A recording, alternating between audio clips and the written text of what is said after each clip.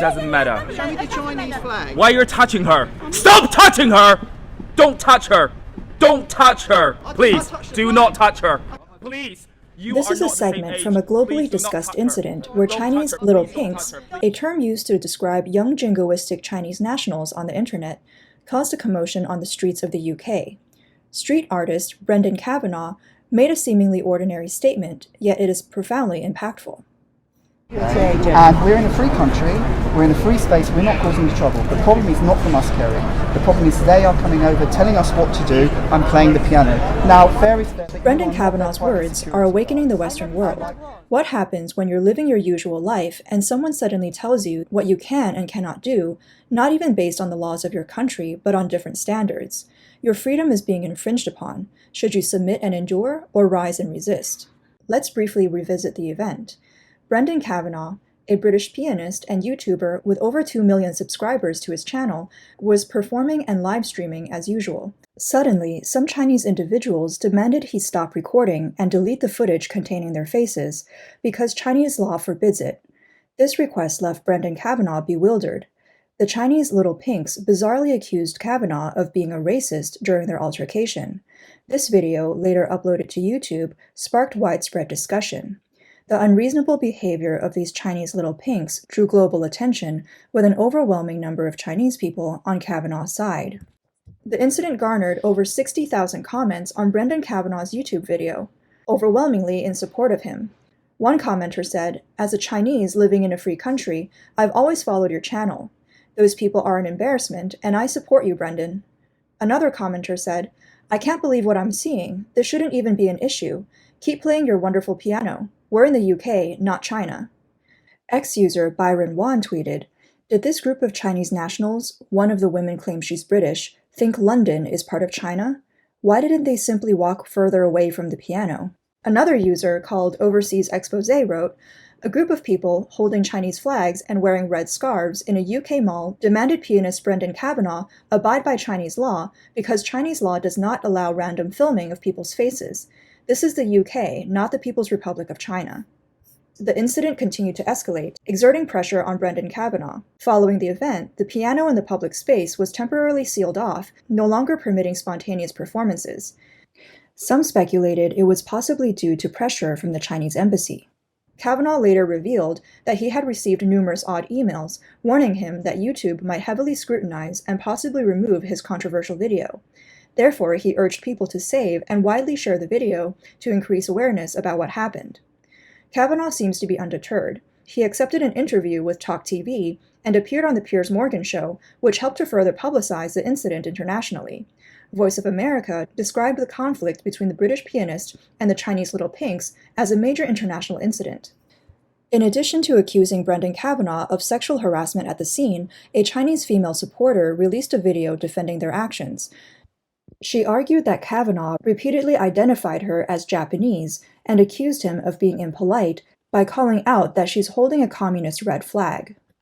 She also insinuated that his invitation to a Chinese girl to dance was harassment, and she claimed that Kavanagh had played a piece from the opera, The Execution of Chen Shimei, which she interpreted as discrimination against Chinese people. This seemed to be an attempt to mobilize both domestic and international supporters to condemn Kavanagh's alleged misconduct. Hello, are you from Japan? No, I'm from China. Is she part of your crew? No. This Chinese woman's ignorance of cultural context is evident. Kavanagh's possible confusion between the Chinese national flag and the party flag was blown out of proportion. The logic behind taking offense at being associated with the party flag implies a negative view of the flag itself, an ironic and confusing stance. In the West, inviting a woman to dance is a common and gentlemanly social gesture, yet in the eyes of the Chinese supporters, it was misconstrued as harassment, reflecting either ignorance or deliberate misrepresentation of Western culture. Kavanagh's impromptu performance of a well-known Chinese opera should have been seen as a cultural exchange, not discrimination. The accusations are riddled with logical inconsistencies, overreactions, cultural misunderstandings, and attempts to vilify Kavanagh to an absurd extent. As the public discourse surrounding the incident continued to expand, many uncovered the backgrounds of the involved Chinese Little Pinks. One of them is the CEO of Top Offer Academy, a UK-based recruitment agency. Liu Mengying frequently shares information about student life and the job market on YouTube and on platforms like Xiaohongshu, a Chinese platform similar to Instagram. Despite living a Western lifestyle and enjoying the material benefits of Western civilization, she has been known to criticize the West when it suits her interests, exemplifying a contradiction in her public persona.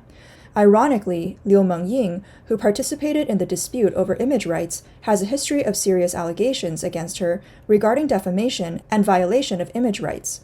According to a legal letter from Hebei Yuhao law firm, Liu Mengying published articles and pictures severely damaging the reputation and image rights of Ms. Han Xue, contradicting objective facts and constituting defamation. This past lawsuit seems to have left a lasting impression on Liu Mengying, given her persistent concern about image rights.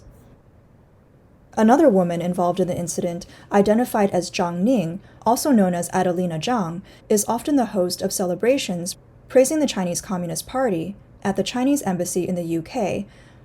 These events included the Chinese New Year, Mid-Autumn Festival, and National Day events.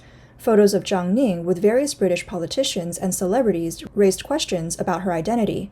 People questioned whether Adelina Zhang, as a British citizen, should be identified as a foreign agent. There were also suspicions about whether her identity was similar to that of Fang Fang, a woman who was previously very active in American politics. Newton Leng, known as the shouting guy in the video, began working as a consultant for the Financial Times in the UK in September last year. He is closely associated with the Confucius Institute, essentially a Chinese government propaganda organization abroad. The Confucius Institute has been banned in multiple countries for its propagandistic nature. Photos of Newton Leng and Zhang Ning hosting events together have been found. Although unconfirmed as spies, their close ties to the CCP's external propaganda efforts are indisputable. Another individual at the scene who did not engage in the argument was also exposed as an important figure.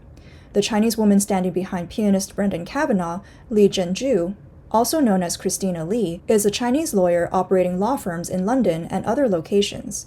She is the senior spy for the CCP, classified as an influence by MI5. She has deep infiltrations into British politics, having donated approximately $440,000 to a Labour MP in the House of Commons to prevent the UK political sphere from criticizing China on human rights issues. Like many other ex-users, Canadian investigative journalist Sam Cooper directed his criticism straight to the Chinese Communist Party. In sharing a post revealing the identity of Zhang Ning, he said, "If you paid attention to these audacious PRC nationalists accosting UK piano player, check out the thread below. It's the same network interfering in Canadian elections, universities, media, trying to divide our society with fake protests. Of the People's Republic of China operate." Retired U.S. Colonel, biodefense expert, and Global Operations Director of AstraZeneca's vaccine program, Lawrence Sellin, commented, "Now a major international incident. It appears that pro-Chinese Communist Party Chinese verbally abused piano player Brendan Kavanagh in England. In my opinion, there are clear footprints of CCP United Front Work Department, responsible for influence and intelligence operations overseas." As experts continue to reflect on the details of the incident and subsequent developments, it's not hard to see the CCP's tactics at play. For instance, Newton Leng, the shouting man, first demanded Kavanagh to stop the live broadcast and delete the footage, citing image rights. Then he responded to the CCP's small red flag accusation with accusations of racism, followed by loudly accusing Kavanagh of sexual harassment and repeatedly demanding an apology. Many suggest that what seemed like random acts of aggression were carefully calculated steps, each potentially placing the opponent in a situation difficult to defend. This is a typical maneuver of the CCP's official rhetoric. The sharpness of this tactic lies in its appropriation and distortion of Western mainstream discourse to defend authoritarianism. For example, the official Chinese media, Global Times, often quotes Western values of diversity and inclusiveness, portraying itself as one of the many voices and educating the West to understand and tolerate the CCP's authoritarian regime. In reality, they have no interest in the politics of diversity and inclusion. In China, diversity and inclusion are resisted as universal values, and absolute authority is the only promoted political goal. Similarly, the Little Pinks do not care about the rights of the public. They do not talk about rights or personal choice within China. However, when they are in the UK, rights is a powerful word that they use as a weapon. Accusation of racism and sexual harassment are particularly challenging for many in the West to counter. Meanwhile, in China, the Little Pinks typically support the CCP's racial oppression in Tibet and Xinjiang and participate in attacks against gender discrimination and women's rights. The Little Pinks occasionally reveal their true colors inadvertently. For instance, Liu Mengying, in her response video on social media, expressed anger at her companion being mistaken for Japanese, attempting to harness nationalism to gain domestic support. Newton Lang, who aggressively reprimanded Brendan Kavanagh for touching his female companion, justified it by saying, "You are not of the same age as her," implying age discrimination and an interpretation of gender discrimination. Brendan Kavanagh skillfully avoided the provocations of the Little Pinks, focusing instead on their political symbolism, the CCP small red flag, and gained sympathy and support from bystanders and YouTube commentators. He firmly refused to comply with local police, who tried to dissuade him from publishing the footage, reminding him not to act as personal bodyguards for the Little Pinks. Their rhetorical traps ultimately proved ineffective. In the ongoing discourse, Liu Mengying took to social media to defend herself and malign Kavanagh. Her approach followed a typical pattern often seen in such narratives, first casting aspersions on the character of the other party, then levying accusations and framing them, a tactic known to stir up nationalist sentiments among Chinese audiences. Her arguments, however, lacked coherence and were transparent in their intent to smear, failing to garner significant support even among her group. This ineffectiveness in swaying public opinion resembled a futile effort. Some suggest Kavanagh's deep involvement in this incident is to seek attention, but his unedited live broadcast provided an unfiltered view of the event.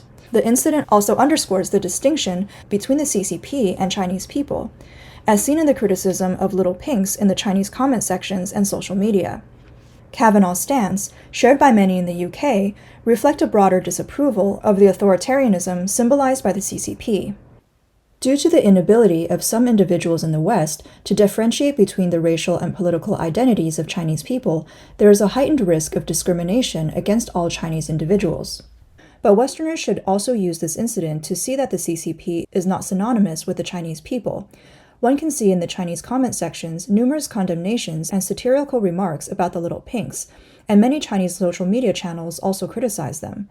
Undeniably, in the British public, Brendan Kavanagh harbors no fondness for the implications behind the blood red flag, which is why he remained uncompromising both at the scene and afterward. Not just Westerners like Kavanagh, but also many Chinese people deeply detest the totalitarian despotism represented by the CCP's red symbols.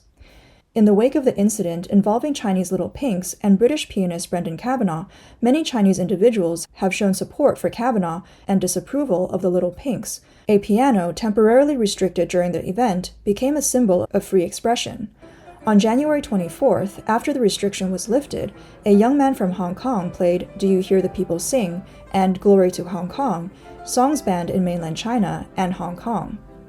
Brendan Kavanagh, seemingly emboldened by the ongoing conflict, has declared his intention to purchase a Winnie the Pooh t-shirt and print 8964 on it. Kavanagh plans to return to the scene of the incident to play the piano, a statement that has delighted his supporters.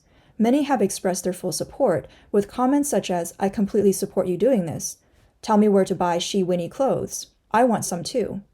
China shows again how annoying they can be, and "Let's group together and buy 8964 t-shirts." This is undoubtedly a direct provocation against Xi Jinping and the CCP. Such an act would undoubtedly result in immediate arrest if it were to occur in China. However, a Briton on British soil, Kavanagh's provocative actions pose a challenge to the CCP. Experts comment that if Kavanagh's actions were ignored, it would be a loss of face for the CCP.